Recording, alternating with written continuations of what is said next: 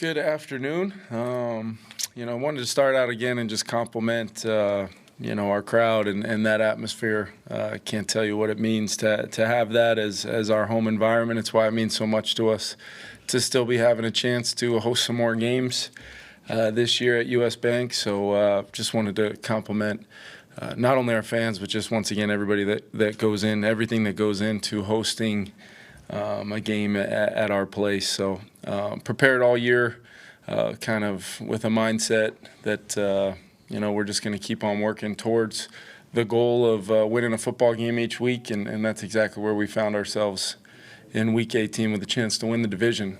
So we've already gotten started on our preparation. Obviously, there'll be some more tape that comes in tonight, and then we'll prepare and go try to win a football game.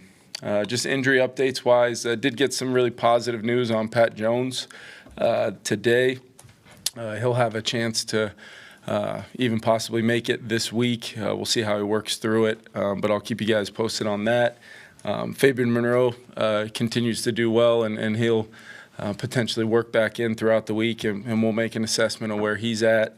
And then Aaron Jones is doing well with that quad contusion and should not keep him from participating this week.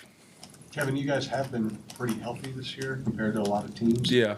Is that luck, or is that some kind of process that leads to better health? We put a lot of time into, thinking about each week as its own, but also, myself, Tyler, Flo, some of Josh Hanks, we try to look at things in sequences. Hey, we had a trip to London. What's that look like, the week before?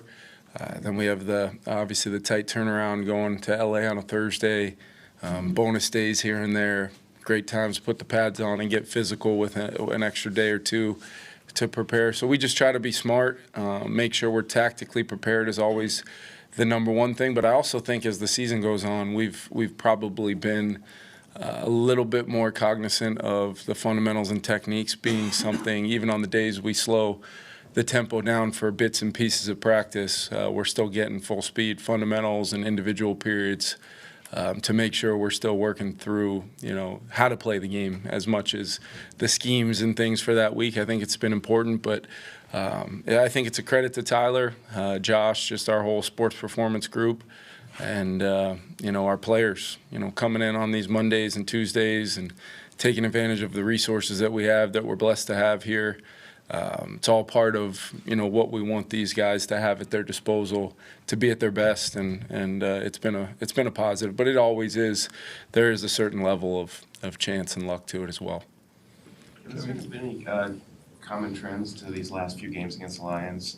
Since you got here, you guys got them in that first game in 2022, but since then they've gotten you guys. Is there any common trends that you can think of that have sort of popped up in those games? Yeah, I mean, you can look at some of the big things like turnovers. I think have been critical. Turnovers, and then ultimately, when you play a team that is so they're a complete team. They play well in all three phases. Dan has those guys absolutely ready to. They play physical brand of football. They're going to compete. They're very well coached across the board with AG and Ben. And special teams for that matter. So I think it's just any self-inflicted things you do against good football teams, it's going to be hard to win. And we've had chances to win games against those guys. We haven't always been at our full, capacity, whether it's, TJ or quarterback or, whatever it's looked like at the skill positions or on defense. So being relatively healthy at this point in the season is a big bonus for sure. But we're going to roll the ball out, and it's going to be, 60 minutes of, both teams laying it all on the line to try to be NFC North champs. Kevin, what has Jordan Addison's footwork done for him as a receiver to help him beat coverage throughout the season? Yeah, I think, it's his route running ability was what jumped off the tape from college, both at Pitt and at SC, and totally different offenses doing totally different things in a lot of ways. But I think you pair his detail and what Keenan has kind of equipped him with in our system, and really the versatility, because Jordan's really the number one guy, Jordan and Speedy, on those known passing downs when we're moving Justin all over the formation. Those guys have to be able to play a lot of different spots. I mean, you look at Jordan, he ran a lot of routes off motion last night. He was in bunches, he was in stacks, he was, physical in the run game. He was, there was so much to really like that went beyond the box score, and I'm sure he's, still upset about the first deep ball that he, thought he should have finished. That was a tough play and a well-defended play by Nixon on that one. But I just think it's a combination of that, Ben, and then he's gotten stronger. He's able to play through contact, and it's a physical game, not just route running, just his role in the run game and his willingness to do that part of the job has been critical. And he's, I'm not sure what he's up to as far as scoring touchdowns. I think he's got 10 total now. But, finishing plays in the red zone, he's had some unbelievable catches laying out for a few. I mean, even last night, he had to go and get that ball, a really well-thrown ball, but kind of a unique play there where he's stopping and then restarting again. Just all what makes him so special, he puts on display, and I've said this before, it was I commend him for really playing through the early part of the season, even though he wasn't at 100%. And now that he is, you can see his impact. Kevin, did you know he had the aptitude to be able to apply some of the motion stuff that he applied yesterday? Yeah, I think getting to know him through the process, he seemed like a very football smart guy, and spent a lot of time with him on his visit when he came here before the draft, and just watching tape. Hey, what'd you call this? What was, how were you taught to run this?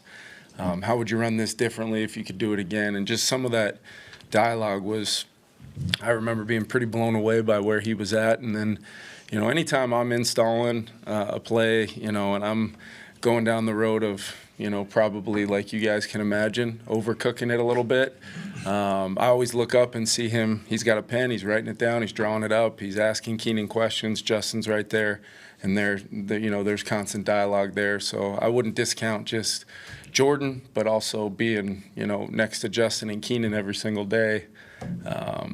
He's constantly improved, and he was pretty darn talented when he arrived here. So very fortunate to have him. On the touchdown with the sort of hook and then where you turn it up, I'm guessing there's maybe only a select percentage of receivers who could make that work.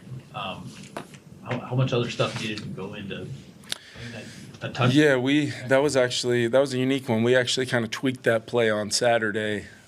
Just one of the last things I do. I get a chance to meet with the defense a little bit and flow on Saturdays, and then I get kind of a last minute meeting with the skill guys and the quarterbacks, and I made kind of a change to it that probably just helped the timing out a little bit to get that ball off, because I thought Sam stepped up really well, but he was, I think it might have been Cooper that came on a pressure all the way around the edge, and probably we don't get it off. And for him to just be able to take the verbal cues of that adjustment, really not get a chance to practice it again, and then do it in a pretty big spot there is kind of goes with Alex's question. Just his ability to take some of those things and make it come to life is incredibly impactful. Kevin, you mentioned the moment in the locker room yesterday with Sam. Yeah. Camera caught you kind of looking on. Yeah, I tried to stand all the way up against the wall, but they still got me. What's it like for you to watch kind of that scene unfold? Yeah, it's obviously for Sam. We've talked a lot about just this year and from day one till now, and that moment, and just the countless times he's gone out there and played really well, played winning football. But also for our team, I think that moment was a super organic way. Sometimes this thing goes so fast, and you're, so caught up in the 1-0 aspects of things, and the day-to-day, and the minute-to-minute, and this play, and this adjustment, and this coverage. For me, sometimes, I don't really feel a lot of those things until a moment like that, and I just so many different guys and the excitement level on their faces, and it meant a lot to us to play well at home this year, to win them all, but won by 2 points, and just the environment and the atmosphere, and I think the young folks call it the vibe. It's everything you work towards with a goal in mind of a lot of little things, a million little things that you think about kind of coming together in that moment. I was just proud of the guys, and of course for Sam, I thought it was awesome. Kevin, Sam had a lot of clean pockets yesterday. I guess how do you describe the job that Chris Cooper has done with the offensive line, especially having to bring a new left tackle into the mix midway through the season? Yeah, probably hasn't been talked about enough. That was one thing that jumped out watching the tape last night. And then with the staff this morning was I thought the protection was phenomenal against a really good active front, both the interior and those guys on the edges. Once again, B.O. was phenomenal on the right side. And I thought the interior, really with the challenge that it was, those guys really stepped up. There were some big time moments where we stayed on the field via some conversions where Sam had to hold the ball to get from 1 to 2 to 3 to 4, maybe back to 3, hitting TJ over the middle on one of those conversions. I just think they were phenomenal. And I do think that's why even on a night where maybe our yards per carry wasn't huge, wasn't a big number, just the attempts and kind of being able to stay balanced enough that it wasn't just a pure chuck it, 60 times kind of game. And there's going to be some games like that with how, you match up and things like that, but to still be able to stay balanced enough, I thought was critical. And then those guys, really being pretty darn good on those weighty downs and those, plays where we had to block them. And, we were close even, maybe, the ball that got tipped that got ruled an incompletion. I mean, that's a millisecond away from probably being a 40 or 50-yard gain that maybe, puts that one away in that moment. But that kind of goes with the philosophy of staying aggressive, with how the momentum had kind of swung a little bit, which is going to happen. I would love to be able to say we're going to get leads and just keep building them, but these are really good teams we're playing, and they're going to make some plays. And I just thought the response of our team to ultimately not allow them to come back on the field was, critical. Kevin, do you anticipate putting Daniel Jones on the active roster for the compensatory pick for him? Yeah, we're gonna have some dialogue about that as far as the timing of it. Daniel's been quietly behind the scenes putting in some phenomenal work, and probably more excited, as I told him the other day, more excited now than even as excited as I was to get him in here day one, just by what he's shown us already. And so that's definitely, Kevin, something we're gonna talk about. I feel so fortunate to have with JJ really back full speed in those meetings. I mean, you walk in there, you got 5 NFL quarterbacks sitting there, and and Josh, sometimes if I blink and look at him, you can probably say 6. I'm not going to give Grant that kind of love, but I'm sure Josh can still sling it. And then if that happened, just to be totally clear, would that affect, in terms of depth chart? All stuff to be talked about. We really have not, as coaches, we've not really discussed that other than making sure we got guys ready to roll, while also Daniel being on his kind of own individual plan. Josh Metellus was talking about how one of the things that bonds him with Sam is the fact that Sam has gone through a lot of hurdles, but on defense, sometimes the defense guys don't see themselves in the quarterback, but he said a lot of us have had to overcome hurdles, and we see that in Sam, and so the defense has a bond with him that way. Have you seen many other teams, and what do you like about that? It's kind of a different way of bonding with your quarterback. Yeah, I haven't really thought about it much, to be honest with you, but now that you mention it, I think that's probably a real thing. We have so many unique stories. I went through some of them with our team on Saturday night, just kind of making sure those guys knew, exactly kind of the headspace I wanted them in for Sunday, and part of that was referencing not only Sam's journey, but some of our other guys, and maybe you don't hear about them as much, but they've been so impactful to our team and how it's been built and the makeup of our team. So I think that's valid, and I think it's a big part of why Sam's been able to have total and complete trust from our team is they see him work, they see how he operates. It's the times, it's the Mondays and the Tuesdays and late on a Friday, and then he goes and plays well, and he does it again and again and again. So I think that's real. Kevin, how much appreciation do you have for the uniqueness of Sunday? I mean, potentially 2 14-win teams. Yeah. So much on the line.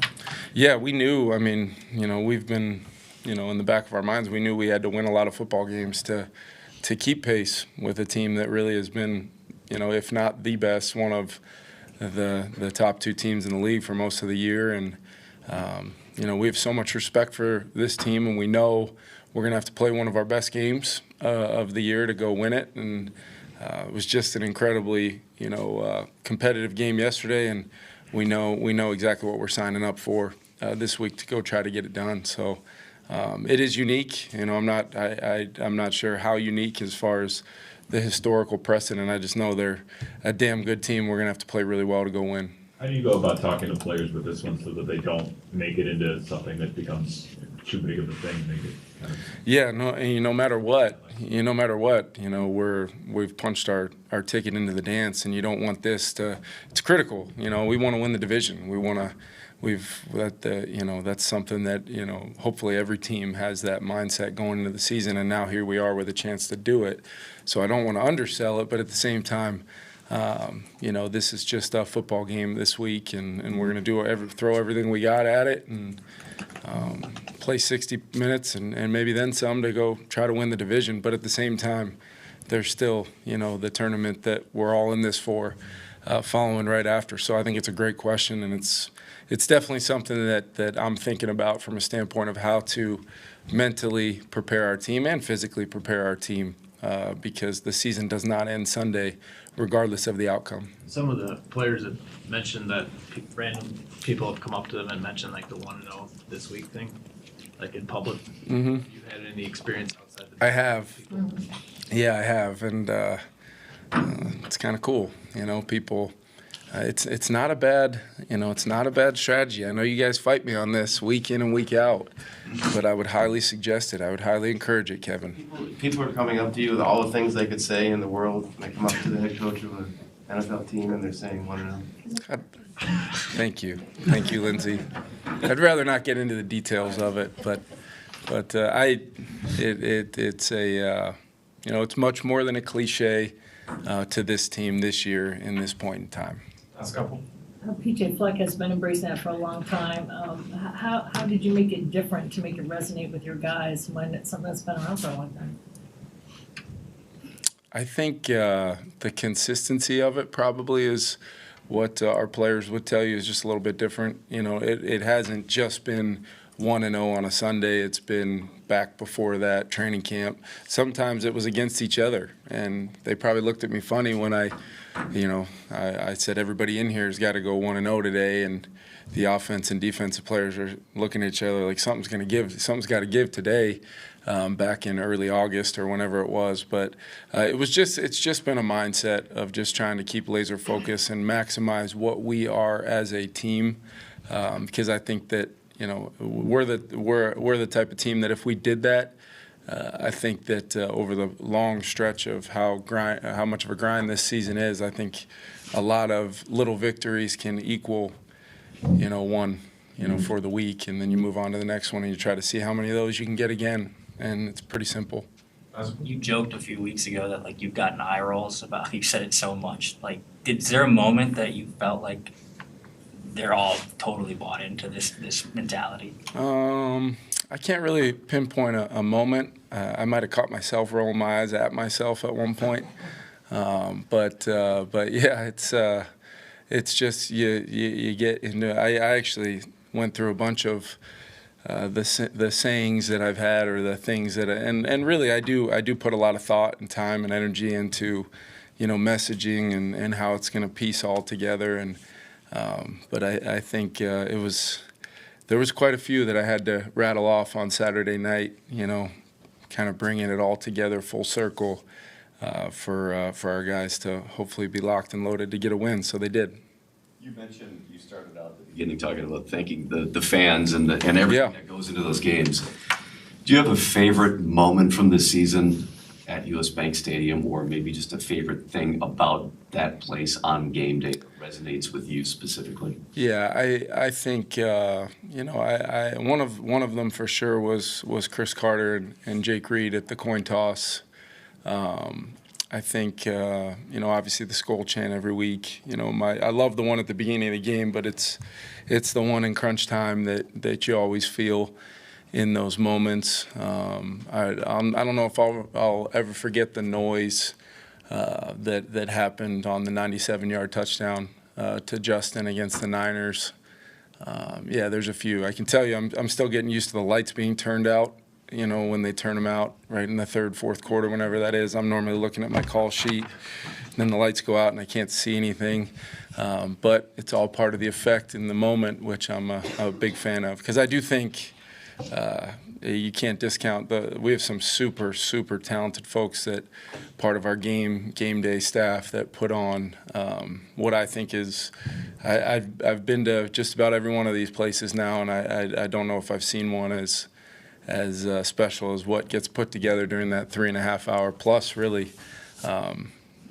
So compliments to all of our folks, but our fans are what ultimately do it. The energy, the juice that they bring every single week. I think they've kind of fallen in love with this year's team, you know, for a lot of reasons, and it's an easy team to fall in love with because of the stories we've mentioned, the connection that they have. I hope they see it and feel it, because we certainly feel what's coming from them, and it's been incredibly positive. Thanks, everyone. Thank you.